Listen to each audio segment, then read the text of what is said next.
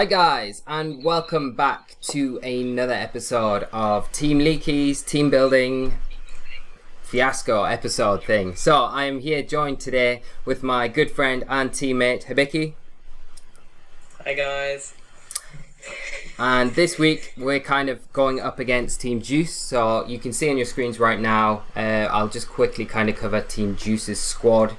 They've got Volcanion, Aegislash, Kurenbe, Hooper, Crocodile, Tornadus, T, Meloetta, Aromates, Chestnut, and Vivillon. So they have like some really unique picks in there.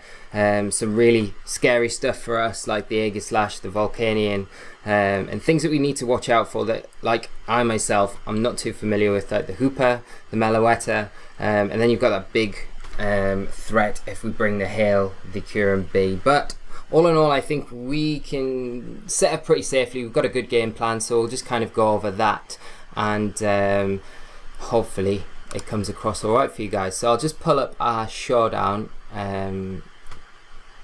window here so you guys can see the squad that we've kind of put together. I'll just quickly go over those for you guys, and you'll also notice as well that we've nicknamed our Pokemon finally this week. So we're kind of going on the theme of Sword Art Online, so I hope you guys like that. Hopefully it pulls in a few more supporters as well. That was kind of the main aim behind it. But we're kind of going with this week just to kind of cover, and then I'll let Hibiki kind of take over a bit, because a lot of the ideas behind this week and a lot of the building was done by him. So a massive credit to him for all the work he's put into this team. So I'll kind of leave a lot of that to him, and I'll just chip in with a few things here and there. So just to cover our squad that we're going to bring this week, we are bringing the Abomasnow, the Magmar, the Rhyperior, the Gyarados, the Rotom Frost, the Necrozma, Sylveon, and the Beedrill. So we're leaving at home the Ambipom and the Electabuzz this week. So we haven't brought the Electabuzz up to this point in the tournament, so hopefully it will feature in a few weeks time, but it just hasn't felt like the right time at the minute. But I've got the Abomasnow on the screen now, Hibiki, so if you want to kind of kick us off with okay, what our thoughts were. Sorry. No worries. I thought you were done.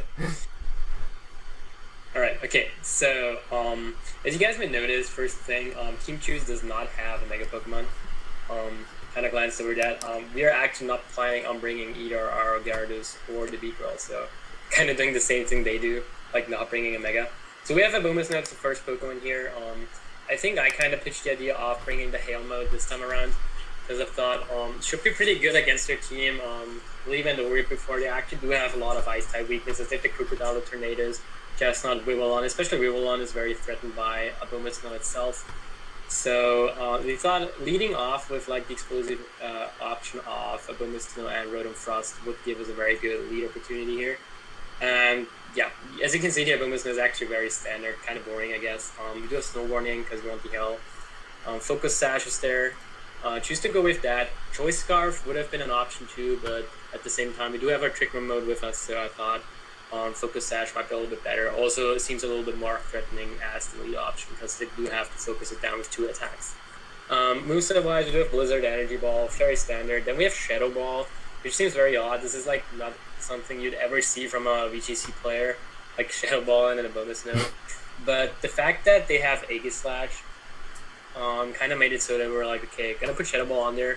They do share the same base speed, so we're minimum speed, 0 IVs on speed, so you do have the potential of at least speed tying with Aegislash, and if they go into Blade form with them, Shadow Ball, they die. So that's actually pretty nice. Actually, I don't remember if they actually do die or if they just take heavy damage. It's either like a 1 AK or very close. So I think it was like a really high roll in our favor, wasn't it? Yeah, in the it's blade like form, it's like 80 to 95% if you put it in the cog. So, and I think like with the Hail residual damage afterwards, it kind of seals that that KO. So yeah. Plus maybe a Blizzard or something from Rotom or Volt Switch or whatever. So yeah. Just there as the option to so we're able to hit Aegislash with the Abomasnow. Aegislash is pretty much the biggest threat on their team, so we decided to go with that coverage option. Besides, we didn't really have any other options we kind of wanted on the Abomasnow. Just get some neat support moves, just get Light Screen, a bunch of stuff, but just being able to hit the, like, it just covers the Aegislash lead a little bit better. And with the Shadow Ball and the Abomasnow and the minimum speed, they don't really have any good leads against us. if we lead off with the hail combination. So that's pretty neat. I guess we move on to the Magmar, if you want to pull it up on your thingy. There it is. Okay, so that's also very standard actually. Flame Body, Eviolite, Gale of Darkness, Magmar. So we do have Follow Me On that helping him protect. Opted to go with Flamethrower this time around instead of Overheat, just because we wanted consistent damage against the AD Slash and neutral damage for stuff like, I guess, QRM or whatever we hit neutrally with. Just seemed a little bit more optimal, because I don't think we get the KO anyways with Overheat, so might as well just stick to the 2-hit KO and go with Flamethrower instead. Means that we don't really have a very, strong burst option on that Magmar, but it's just there for like consistent damage. And its main purpose in this matchup is mainly to protect the Necrozma and support in setting up the Trick Room. So yeah, that's kind of what we expect out of this, and then maybe like do some team supporting with helping him. For EVs, we went with a very physical defensive spread. What did it do again? I think it survived something. It takes a Tectonic Rage from the Crocodile. Right, it takes a Crocodile Tectonic Rage, which is pretty neat. Yeah. That's what we went for, and then we just like put the rest into special defense. Alright, moving on to Rhyperior, I guess. Yeah. Alright, so Rhyperior, that one's actually pretty cool. Gonna be pretty much our most important Pokemon here, just because the ground rock coverage is very good against Team Choose. So between the Granium Sea Earthquake and Rock Slides, we hit pretty much anything on their team for pretty high damage. And opted to go with a Substitute as the third moveset here once again, as we did before, just because it gives us a good option if Team Choose is indeed able to stall at our Trick Room. Like, you would probably expect them to do something that double protect the last turn of Trick Room, and then you just set up the Substitute and get a little bit of extra momentum. Chose to go with Solid Rock, as they don't actually have Electric type Pokemon. They do have Kyurem. That's the one big thing, but we're not bringing Gyarados, so we're like, we don't really need it. Yeah. And extra bulk with Solid Rock actually comes into play against, I think it was Crocodile. Yeah. It the Granium Z. Yeah.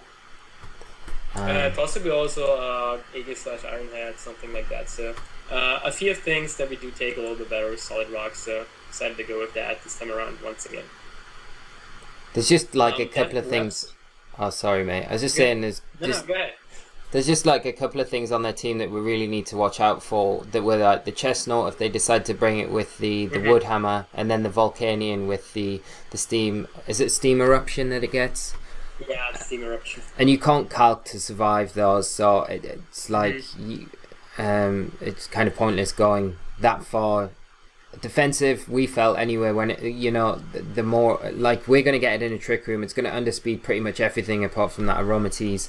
And like you're saying, like we're going to be hitting stuff so hard, and that was kind of the main aim with it, really, just to kind of make it a bit more physical and not worry about the defensive side, because the things that we can't survive, Solid Rock kind of takes care of by itself, just meaning that we can kind of really commit to that physical side rather than the defensive side. But I'm just really reiterating what you're saying, so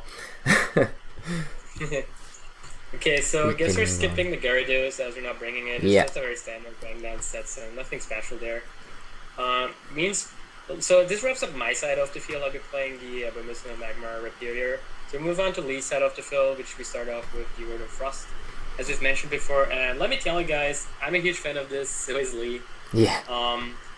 So the big toss-up at first was choosing between Choice Specs and Choice Scarf. But looking at their team, the Rotom actually naturally outspeeds most of their team, bar the Kyurem, the Tornadoes, the Crocodile, the Meloetta, and the Willowon. So those are the ones we don't outspeed.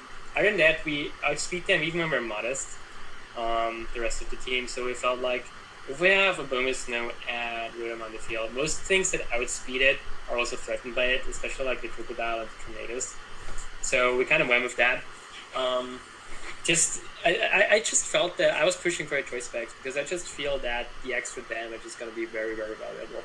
Because this Abomasnow Rotom lead is supposed to be a very explosive lead, just to like dent holes in their team, so we can then set up our Trick Room with the Necrozma and then start sweeping with our Trick Room mons. So I think going for big damage was the play here. Yeah. For the moveset, it's kind of standard with Volt Switch, Blizzard, Thunderbolt. I think it's a little bit crazy. So at first, I suggest a Trick, just because it felt like a good pick with a choice item. But in the end, I realized, hey, they do have Hoopa, which is 4 times weak to Dark type. And turns out Foul Play actually KOs Hoopa, which is amazing. And yeah, it also gives us an option against Aegislash if you like catch it in blade form. And it's just like good neutral damage on a bunch of their things. I think it also deals pretty good damage to Malueta, and the Q-Ram especially is also hit very hard by it. So that's kind of the secondary option, but it's mainly there for the Hoopa. We do outspeed the Hoopa, which is very nice with the Rotom, because Hoopa is only 70 base speed. So if they for example lead with the Hoopa, they probably won't expect this, so we just like Foul Play into it and it dies. So that would be really cool if we could get that off. Just feel like it's a very good filler move there for the choice spec set, because we don't really need any other coverage moves that might be available, so Foul Play was the play here. It's so good. Like, it's such a good shout, and I'm like I can't like talk enough about the Foul Play. When you brought it up and mentioned it, it was just so good. I was like, oh my god, this is like insanely good. And I think it's going to come in so handy in the match. I don't think it's like one of those great ideas that it's there in case we need it. I think we legit will use it, and I think we'll smash the Hooper if it does make an appearance. I'm probably just too excited because I'm like, we're using Rotten Frost for the first time this tournament, so that's like another thing like I'm like really like hyped about. So, and I think like the choice specs like is definitely the best item. Like, it would be nice to outspeed the Tornadus T, but then it's only really going to be it's going to be setting up a Tailwind, and like we can just set up Trick Room. So I mean, like the kind of the fact as well that we can pick up a one-hit kill with Volt Switch on the Volcanion with the specs is just ridiculous, and I think just kind of seals the deal. And yeah, definitely the way forward. I'm really looking forward to playing it and just really like absolutely chunking things with it, because I think it's just gonna just run through their leads, depending on if Aegislash makes an appearance or not. But yeah, I think it's gonna be really cool. Alright, so I guess that makes us move on to our trusty Necrozma, which we bring every week. Star of the show, yeah. So yeah, this time around, we're pretty much doing the same thing we always do with Necrozma. Gonna slap the Psychium Xeon, Prismatic Laser, Trick Room Protect. Opted to go for Dark Pulse this time because in the first week we had Psychic on it, just to have like a secondary stab option if we don't want to use Prismatic Laser, but Aegislash being there, we kind of felt okay, we kind of do need that Dark Pulse. Also, this week's matchup is where the Prison Armor ability actually finally, you know, kind of shines, because we do take attacks from Aegislash and Hoopa fairly well because of it. So I don't think we get 1-hit KO by anything like some surprise Z moves. Which is huge, really. Yeah. Yeah. Protect kind of just standard on there, but it gives us a bit of room when we're trying to maneuver around if we need to get stuff in, like Magmar to support or getting the Trick Room up. It kind of gives us, buys us that turn, because we're kind of worried about like the Pavilion if it's carrying Sleep Powder, like they have done in past weeks. At least in that situation we can get a Protect off, get the Magmar in, and then, you know, guarantee the Trick Room the next turn. So but yeah, it's pretty straightforward. And the Dark Pulse just feels like it's going to be a way better option this week than it probably has been in like any other week. So Necrozma's just going to do Necrozma things and just be pretty awesome, I think. So yeah, and hopefully we can launch that Prismatic Laser off. I don't think we did like really too many calcs on that. It's just we did a few. So as you guys can see, we don't actually run very a lot of EVs in defense or special defense, just because Prism Armor actually makes us survive things by default pretty much. We do have the special attack there, because I don't remember which Pokemon it was, but with that, we ensure 1-hit KO on pretty much anything on our team that's not like Psychic types or Crocodile or the Aegislash. With the, I think it was for Volcanion, we actually 1-hit KO Volcanion with Z Prismatic Laser. Yeah, I think it was like 252 health Volcanion, wasn't it? I think, Volcanion, yeah. So we 1-hit KO that with our C move, which is pretty important, I guess. Yeah. And I think we get 1-hit KOs on like Q-Ram, Tornadoes, Aruma. Actually, don't remember if we get Arumatees, but obviously Chestnut and we will on. So even if we hit something like the Aegislash or the Hoopa, it's still gonna deal a chunk of damage. Only really scary thing there is the Crocodile. But we have like a billion ways of hitting a Crocodile. I mean, we have a Bombasnow, we have Rotom, and we have Sylveon, so not too afraid of that one. Nah, it'll be fine. I'm talking about Sylveon. Yeah, Sylveon. So that's our last Pokemon here. Yeah, Sylvan. So probably going to be also one of our MVPs here. Going to be the partner in crime for Rhyperior, so as our Trick Room kind of sweeper. Going to be one of the slowest Pokemon in the matchup. Only things that underspeeded are Arumatis and the Aegislash if it's min speed. Do have to run 1 speed IV because of Hidden Power Ground. So we'll potentially be faster than Aegislash, which is fine though. And because it could benefit us in Trick Room actually, because we forced him to Blade Form and then like Hidden Power Ground him. So that would be nice. Opted to go for Hyper Voice in Power Ground and then the Substitute. Same reason we have it in Rhyperior, so if they manage to stall our Trick Room long enough, we can set up on the last turn of Trick Room, get up the Substitute. In general, Substitute with Live Orb is just really cool set in my opinion on a Sylveon. And yeah, Pixelate of course this time around, so we're running that Fairy type Hyper Voice. That's kind of it for the Sylveon. We do run in Power Ground, as I said, for Aegislash, also kind of for Volcanion. I think it's a 2-hit KO with the Life Orb, which is pretty neat on Volcanion. Yeah. Not quite on Aegislash, I believe, but if they go Blade Form, they're kind of doomed, so still good. Super strong. Yeah. And it's going to be like just... I think like the subs kind of like... It's not only good against that sort of situation where we're talking about with the Trick Room ending, expiring, and then double protecting and stuff like that, but... If we can get the sub up, then it also just kind of helps us out against like the Pavilion, especially because we've got the Hyper Voice and we can just spam that if we need to. And if they play like a defensive Aegislash for whatever reason, you know, and they've got things like Wide Guard, or they're in a position where they need to King Shield, and we can kind of predict that, we can really take advantage of that and get the sub up to kind of turn the tables on them. King Shielding and things like that in between doing that sort of thing. So I think in that respect, like, it's going to be really strong, and just Hyper Voice is ridiculous with the Life Orb. So Sylveon's going to be really key in this match, I feel. And like your kind of thinking was our end game would be to get the Trick Room up and have that Rhyperior and Sylveon out on the field, and then in that position under Trick Room, there's literally nothing they can kind of do to really kind of get around that, and I think that's going to be enough. If we can set that position up, that board position up, then it's going to be a lot easier for us to really close the game out and just snatch a win. And I think this week as well, we've got to try and like be a bit more careful with losing Pokemon and try and get as high a win rate as possible, because we've only got against the Blue Hunnets, we got a 1-0 win, and then we obviously didn't win against Dream Ball. So I feel like this week we've got like an opportunity to really like get a big win, like a 4 or 5-0 would be like insane, but we can't really underestimate anything that they do. So they've got a lot of things on their team that could like throw up threats, and they could just have some crazy shenanigans that we just didn't expect and then really catch us off guard. So we just got to be a bit careful, I think, this week, but we're pretty confident that we can take the win for Team Leeki. Yeah, for sure. Especially because like the Sylveon is such a big threat to them. Like once we eliminate the Aegislash, that Sylveon is going to run a train on them. So kind of playing towards that, as I said. So basically all the other 4 mods are pretty much just set up for Rhyperior and Sylveon to come in and like clean up the rest of the team as much as they can. And then we've got our last little Mega Beedrill left, but it's kind of just there, you know, standard moveset, U-turn, Poison Jump, Roll Run. Adamant Nature, because like everything on the team is slower anyways. So. It's going to be fun to bring that. Like, I don't think we've had like too many opportunities yet where we can feel really comfortable and think this is the Pokemon that we're going to bring. So again, it'll be another one that it'll be nice to feature in the coming weeks and stuff like that. But that kind of also, sorry, it's just kind of neat to like bluff the Megas this week, like not bringing them. I'm pretty sure, like you said, that they're probably gonna prepare for Mega Gyarados a lot, and we're just bringing it in the end. So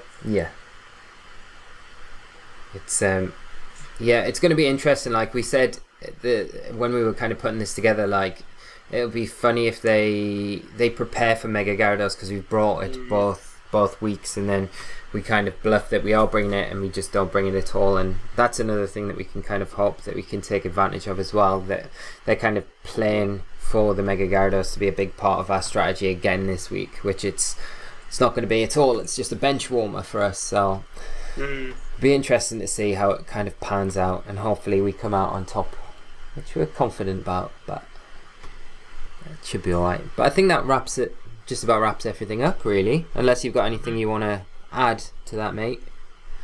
I think we're good. So we went over everything. It's pretty straightforward this week, anyway. So yeah. So guys, you will find obviously you're watching this on my channel, so you already know that the team building is on my channel this week. But the actual match will be over on my mate Hibiki's channel tomorrow. That's going to be 8 PM UK time. I'm rubbish with translating other times, so just UK time, 8 o'clock. It will be on his channel. I will link it in the description below, as well as the MBL Season 2 YouTube channel, their Twitter channel. So do make sure you keep up to date with things on there, and get involved with the Discord chat as well. I will link that in the description, the fan Discord chat, and come and support Team Leeki. We need supporters. I think we're probably still bottom of the supporter teams in the MBL Season 2. I haven't looked, but I'm going to take a wild stab in the dark and say that that's what we are. So we need you guys to kind of come in and help us out as much as you can. And it's a lot of fun in there, so yeah, do get involved. But that is it from me, and I'll pass over to my mate Hibiki, and he can wrap things up for us all. Yeah, so thanks for watching, guys. As Lee said, catch the bell tomorrow on my channel, 8 PM British Standard Time, 9 PM European Time. That's actually 3 PM Eastern Standard Time, Eastern Summer Time. So yeah, catch the bell. It's going to be super exciting. Looking forward to battling with our opponent's Team Choose. And yeah, it's going to wrap it up. You'll find all the important links in the description below, as Lee said. And that's going to be it. And we will see you guys tomorrow. Yes, until then, guys, bye-bye.